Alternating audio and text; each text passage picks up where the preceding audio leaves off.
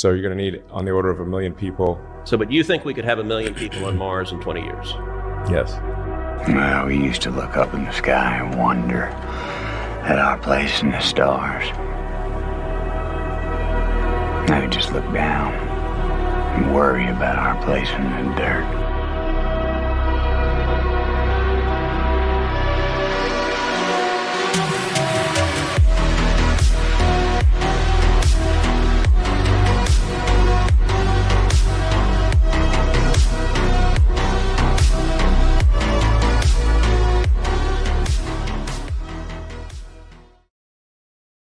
The year is 4995. You awake to the light of 1 million stars. A robot waitress brings you your morning coffee and you walk to the window, gazing down at the bustling city below. This is your home, Space Liechtenstein number 10,283. A beautiful city in the stars, drifting through the galaxy. The whole country is built inside a spinning O'Neill cylinder, complete with suburbs and forests and parks and lakes.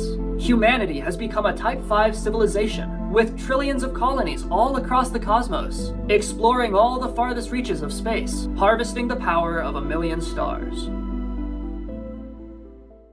For a long time, I was very passionately against space colonies. I think my attitude towards space travel was perfectly summed up by the movie Wall-E. In that movie, humanity utterly destroys the Earth with pollution and consumerism, leaving it a barren wasteland of trash and rotting skyscrapers. But instead of cleaning it up, they leave. They float away into space. So that was kind of my argument against space travel. This is our home. We can't just abandon it. We need to protect what we have here. We need to protect nature. We can't just abandon that and go f*** around in space. And let me be absolutely clear. I still believe that. Earth is not disposable. This is our home, given to us by God. We have a duty to protect it. Earth is the most beautiful planet in the universe. No city on Mars or spinning O'Neill cylinder can ever replace it. I have come to believe that we should colonize Mars for reasons we'll get to later, but as for me personally, I'm not leaving. I was born for this planet, for the vast forests and the roaring oceans and the sunset over the mountains. I know that Earth might be doomed, we might get blown up by an asteroid or destroyed by global warming, but I'm going down with the ship.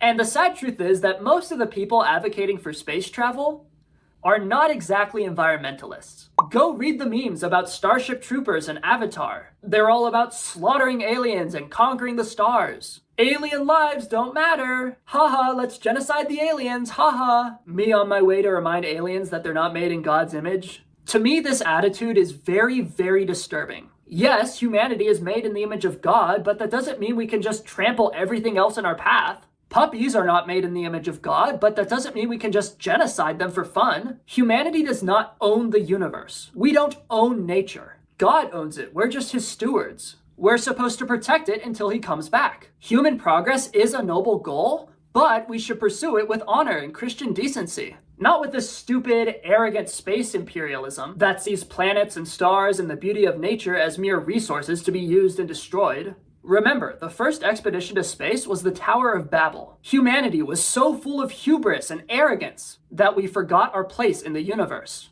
We tried to play God. In the movie Interstellar, there's a line that perfectly captures this arrogance. Whereas Genesis calls for us to care for the Earth, Cooper outright says that caring for the Earth is not our job. We're too good for that. It's like we've forgotten who we are, Tom.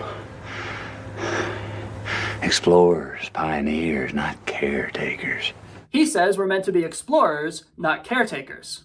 But today, I want to argue that we're meant to be both. You see, there's a common misconception that space travel and environmentalism are somehow contradictory. That by colonizing Mars, we're somehow giving up on Earth. But the truth is, colonizing space would actually be really good for the environment.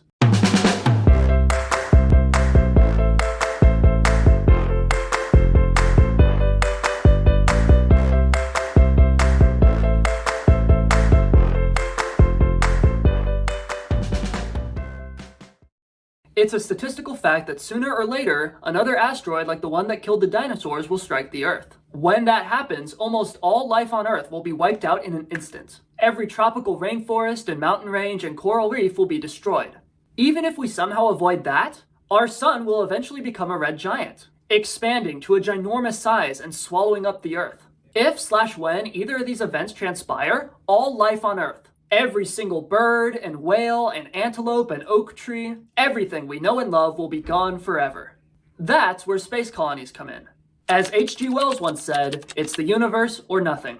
The only way to preserve the forests and seas and animals we love so much is to have space colonies, where we can evacuate when we see that asteroid on the horizon. In the very long run, the only way to save the environment is to export it. Of course, the counterargument is one of moral hazard. If we have a planet B, we might put less value on this planet. This causes what W.K. Hartman called the disposable planet mentality. We'll be less careful to preserve Earth because we'll know that if we screw it up, we can just go to Mars. But Hartman offers a pretty convincing response. To argue against space survival insurance on the grounds that it fosters a disposable planet mentality is like a crazy man's response to the fire chief's warnings about fire hazards on a luxury liner. Instead of helping the passengers with lifeboat practice, he burns the lifeboats on the grounds that this will encourage the passengers to be more careful with matches. The disposable planet mentality is a valid argument, but the pros still outweigh the cons. Besides, the opposite could also happen. Maybe we get to space and we realize just how great Earth is, just how beautiful and perfect it is. We might realize all the things we took for granted. So having space colonies might actually make us more protective of Earth. It could be either way, but that means that those two factors cancel each other out. So, all things told, ceteris paribus, having that insurance of a space colony is a good idea.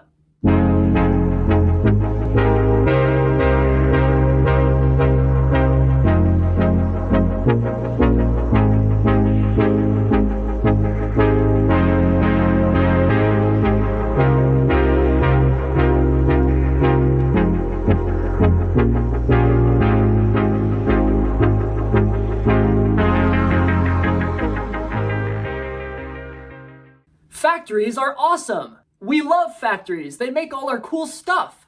Like this shirt that you can buy on my merch store. Made in a factory, God bless factories. But factories also make pollution. A lot of pollution. So what if we moved all our factories to Mars? That might sound really silly, but think about it. If our factories were on Mars, all the pollution would just float away into the vacuum of space. Not only are space factories more ecologically responsible, they're also more efficient. Mars only has 38% of Earth's gravity, so everything is a lot lighter there. That means it would be easier to transport materials. There would be less strain on the machines. Of course, you could argue that we don't need space colonies to have space factories. In theory, we could just put the machines and a few workers on Mars and keep our population here on Earth. The problem is that there's really no guarantee that future leaders will care enough about the environment to ban factories on Earth. But if we have colonies in space, it will happen naturally. Those cities will have such a huge comparative advantage in manufacturing, and their goods will be so much cheaper that they'll just completely dominate on the free market. Nobody will buy from Earth factories anymore because it will just be way more expensive, so the invisible hand will naturally move all our factories to space. Or at least most of them.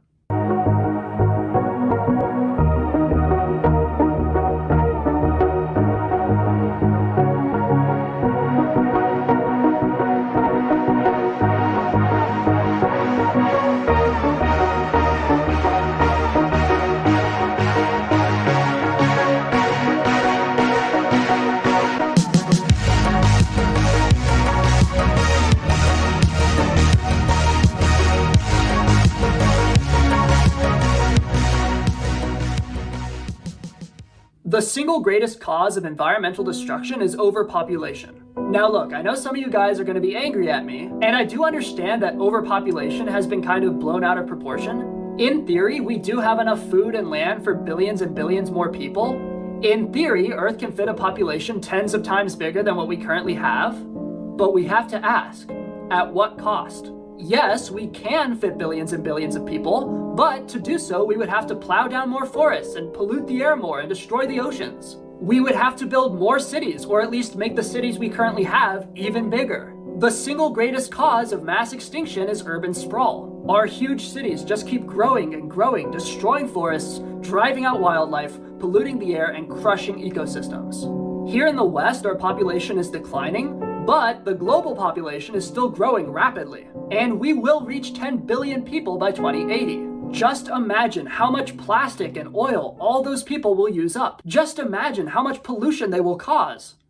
It hurts me to even think about that. But we've been told that it's based and red-pilled and conservative to want infinite population growth. Because we want more babies, to put it very nicely. Make no mistake, this is what the establishment wants. They might pretend to care about the environment, but all the liberal pundits and politicians are advocating for infinite population growth. CNN's Justin Guest wants to add 166 million Americans by 2050. Even Vosh has said we should subsidize daycare to increase the population. If you look up neoliberal globalist shill in a dictionary, you will find a picture of Matthew Iglesias. I think the best parts of America are places that have a lot of people from different places. To me, you know, whether that's Austin, where we are, New York, where I'm from, it's like, it's cool. Like, that's America at its best. He's the most followed political pundit among Biden's staff. He's the son of a Hollywood screenwriter, and he's the co-founder of Vox. He openly calls himself a neoliberal shill and was a huge advocate for invading Iraq. He even wanted America to keep going, invading Iran and North Korea. In 2020, this absolute swamp creature came out with a book called 1 Billion Americans, The Case for Thinking Bigger. 1 billion. These people want America to have the population density of China or India. Why? Because more people means more taxpayers, which means bigger salaries for the elites. Look, I'm not saying you shouldn't have kids. You should have kids. We don't want a population collapse. But population expansion is causing even worse problems. Have you seen cities in China and India? People are packed like rats. The air is so polluted you have to wear masks. The rivers are literally filled with trash and sewage. We as humans are not meant to live in crowded, artificial cities. We need the freedom and fresh air of the wild. We need frontiers. That's why America is so great. We're the infinite frontier. You can leave the city, drive 15 minutes, and you're out in the beautiful American forests and prairies. If our population keeps growing at this rate, those forests and prairies will become cities and suburbs. And eventually the whole world will become one big city, like Coruscant or something.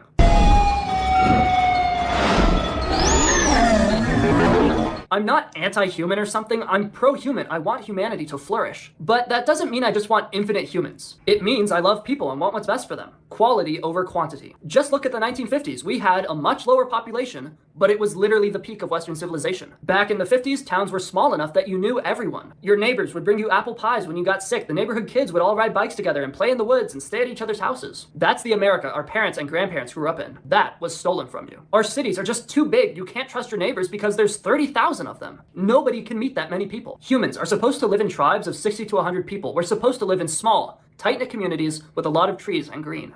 These huge, sprawling cities where nobody knows each other, where you walk down the street and all you pass are strangers. That's about as anti-human as it gets. Now the giant city sucks the country dry, insatiably and incessantly demanding and devouring fresh streams of men, till it wearies and dies in the midst of an almost uninhabited waste of country.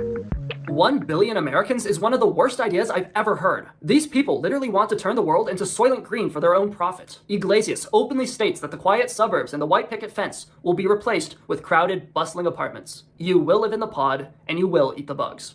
That's not my country. My America is a land of forest and wilderness. It's a land of freedom where you can drive across the vast western plains for hours without running into traffic in cities and crowds. 1 billion Americans would cause unbelievable damage to our forests and wetlands. It's just a fact that urban sprawl is the leading cause of mass extinction. If you want the Florida panther and the American wolves and the caribou to go extinct forever, if you want to look out your window and see nothing but concrete, if you want your children to be packed like sardines into one-room apartments because they can't afford a real house, then by all means, let's fill the earth with as many people as possible. And yeah, maybe our GDP will increase, but who cares? That's the bugman mindset. That's how cockroaches think. But what if there's another way? What if humanity started colonizing space? What if millions of people boarded shuttles and left to live on Mars or the moon? So yes, we will colonize space. We will conquer the stars. We will build a million tiny Liechtensteins in the sky.